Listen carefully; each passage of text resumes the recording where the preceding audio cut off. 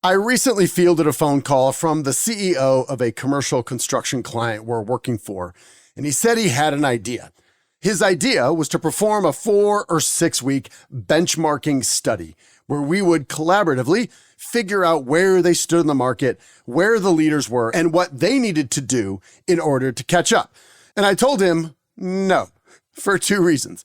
One, I said we could get some data together and feed it to AI because this is exactly the type of task that in the past, other consultants, not this guy, other consultants would charge you 6 figures for, and AI can do about 90% as proficiently, significantly faster, and inform this executive and his team in the exact same way.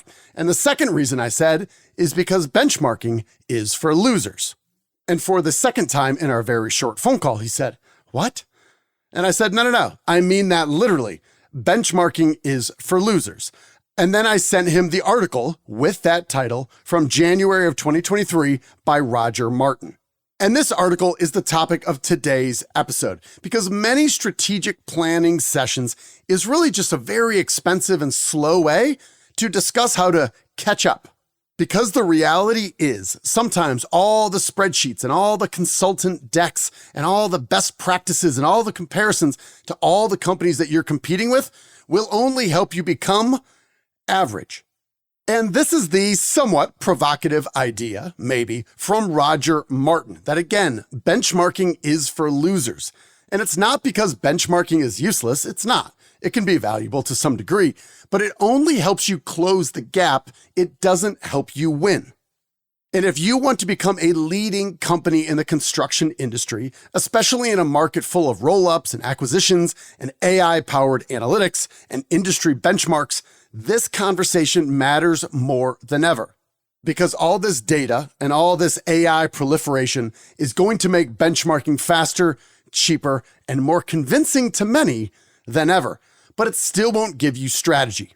So by the end of this episode, my friend, you'll understand the simple economic idea behind benchmarking. What I learned from Roger is called the production possibility frontier, why guns and butter actually applies to your business more than you think, and what the JCPenney collapse teaches us about smart money and bad strategy, and most importantly this, how to tell the difference between whether or not you're choosing to catch up or actually choosing to win. Welcome to the Construction Leadership Podcast, where we help construction executives lead high-performing teams that finish on time and under budget without all the firefighting and babysitting so you can lead with focus and control. I am your host, Bradley Hartman. So years ago, somebody recommended I buy the book, The Opposable Mind. It might have been Shane Parrish on the Knowledge Project, but anyway, I bought the book and immediately fell in love with the book. And while not loving, I really liked this guy, Roger Martin. And he comes across as kind of a modern day Dr. Peter Drucker. Super smart guy who writes in an intelligent and very accessible way. He can do it long form, obviously in a book, but he can also do it in a short article that you can read in 5 minutes. And benchmarking for losers, this article that Roger Martin wrote that we will share in our show notes is exactly an example of the latter. And Roger Martin starts off his article by explaining why so many people like benchmarking. Benchmarking is beloved by strategic planners because it involves lots and lots of analysis, and it is very linear and doable. For outside consultants, it means lots of billings. For internal strategy people, it means keeping busy doing something that is exceedingly straightforward. It is very hard to screw up a benchmarking analysis, and any difficulty is easily overcome with a little more work and time. All right, there you go. If you are currently paying an outside consultant any money, let alone a lot of money, to do a benchmarking analysis, stop immediately. But you can understand why a lot of people, especially executives and consultants, like benchmarking. It feels productive. It produces charts and graphs and gap analyses and dashboards, all this good stuff that make us feel like we're being smart about running our business. And now AI will make this essentially instantaneous. You can simply say, please show me where I lag industry peers, or model the upside if I choose to close this gap. But this becomes dangerous when benchmarking itself becomes the strategy. Roger Martin makes this very clear. Benchmarking isn't strategy. It's something else entirely. Martin then goes on to introduce something that I had never heard of. It's called the production possibility frontier, and it is the economic foundation behind benchmarking. And distilled down to something that a normal human being would actually talk about outside of a classroom, it means that the resources that you currently have, the people, the equipment, the capital, the intelligence, all that stuff, well, there's a maximum output you can achieve. You can produce more of this thing or more of that thing, but you can't do everything because your capabilities, your resources are bounded. So the analogy apparently that the best economists on the planet have arrived at is, well, guns and butter. Why? Well, guns means military spending and butter means consumer goods. And a country and its GDP requires us collectively to make trade-offs for one or the other. For us in construction, it might mean margin versus volume, or custom projects versus standardized builds, or growth versus operational discipline, or speed versus craftsmanship. Given the resources that we have, we can't choose everything. We must make trade-offs. So when you go to the show notes and you click on the link so you can read this article, you'll see there is a data visualization of the theory of this production possibility frontier, and ultimately it ends up being a curve. And if you're operating inside the curve, you have some inefficient, maybe sloppy systems, benchmarking can help you move out to the curve. But what if you're already on the curve? You're already existing on the outer limits of proficiency of what everyone in your market does? Well, in that case, benchmarking does essentially nothing.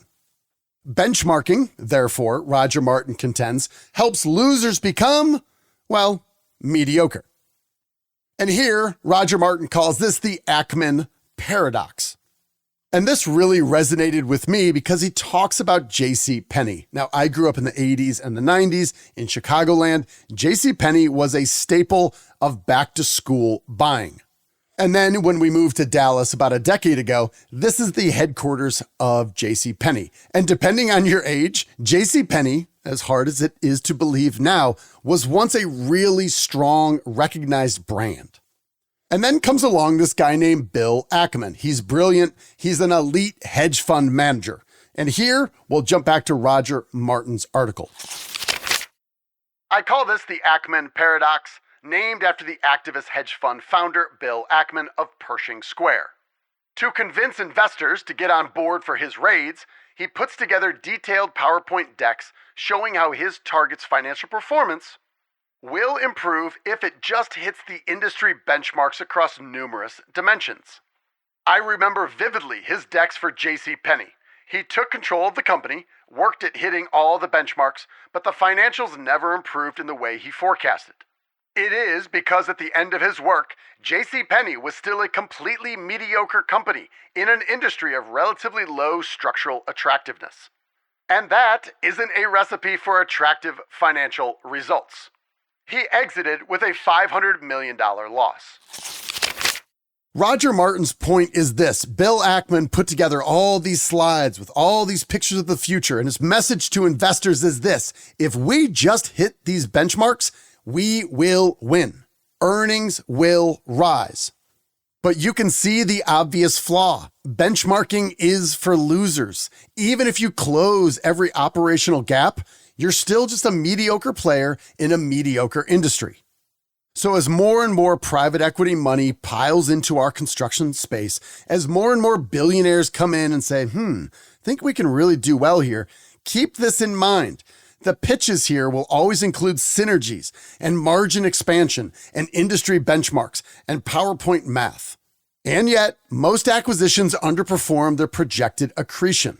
Why? Because closing gaps doesn't create strategic advantage. It just makes you average far more efficiently. Okay, so that begs the question to Roger. If benchmarking is for losers, what is winning? Winning means finding an innovative way to push beyond the current production possibility frontier. That is, to demonstrate there's a new and better frontier possible. That is strategy. That is making choices that are different from the benchmarks. And this is impossible to achieve with benchmarking. In fact, every moment spent benchmarking takes away from the work necessary for real strategy. The practice of strategy is the opposite of benchmarking. It is not analysis heavy. It is not linear. Hence, it is unattractive for business bureaucrats who can't be assured that they will produce an answer that they like. It is also uninviting for, quote-unquote, strategy consultants because it is hard to convince clients to pay them millions of dollars for getting into a room and being creative. It is much easier to convince clients to do all the analysis and PowerPoint deck writing involved in a long and laborious benchmarking exercise. It is not as though learning what others do has zero value if you are already a well-performing company. I believe that excellent companies can learn things from entirely different industries and contexts from their own. That is, utilizing diverse situations to inspire analogical insights.